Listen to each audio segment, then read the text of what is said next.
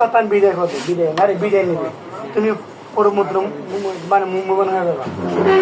হ্যাঁ, দোয়াম দোয়াম বাদ দিয়ে টিকটক বাদ দিয়া আল্লাহর দিকে হাঁটো, দিনের পথে হাঁটো, দেখবা সব ঠিক হয়ে গেছে, মন প্যারেজ হয়ে গেছে। নামাজ পড়লে মানুষের মন শান্তি থাকে, বালা মুসিবত দূর হয়, ওষুধ পিছু দূর হয়, মুখ উজ্জ্বল থাকে না, কোনো টেনশন থাকে না।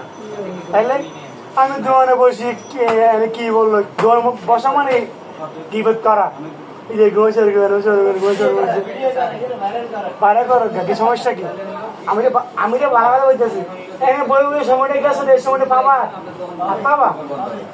মসজিদের মাধ্যমে 1 সেকেন্ড যদি বই থাকো, 1 সেকেন্ডের মধ্যে কত লক্ষ সব জানো, এটা বুঝো না।